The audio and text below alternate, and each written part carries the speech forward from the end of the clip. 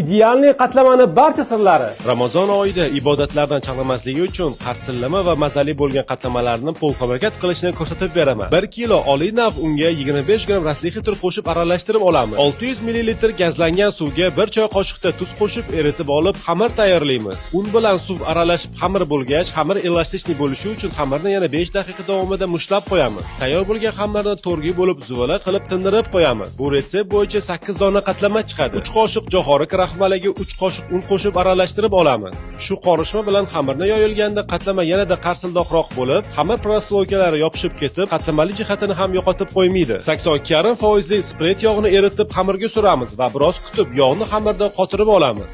Yog' qotgandan so'ng oddiy piyoz va ko'k piyozni bir tekisda chochib olib, xamirni o'qilovga tortmasdan yengil qilib o'rab olib, xamirni o'rtasidan kesib olamiz. Xamirni o'rtasidan ikkiga bo'lib olib, rulet qilib o'rab chiqamiz va patnosga taxlab salafan bilan yopib, xolodilnikda 2 soat davomida tindirib olamiz. Qatlama 2 soat tingandan so'ng un va kraxmalli qorishma bilan qatlamani har doim markazidan tashqariga yoyamiz. Ana o'shanda qatlamani prosloykasini yo'qotib qo'ymaymiz. Qatlamalar bir-biriga yopishib ketmasdan alohida muzlab chiqishi uchun qatlamalar orasiga rulon paketlardan terib chiqamiz. 4 qavat qilib taxlab, muzlatib olsangiz tayyor polfabrikat bo'ladi. Qatlamani ozgina yog' bilan o'rta olovda qovuramiz. Yaqinlaringiz uchun Ramazon oyiga bu qatlamalarni tayyorlab qo'ying. Agar sizga ma'qul kelsa, meni duolaringizda eslab qo'yishingiz yetarli.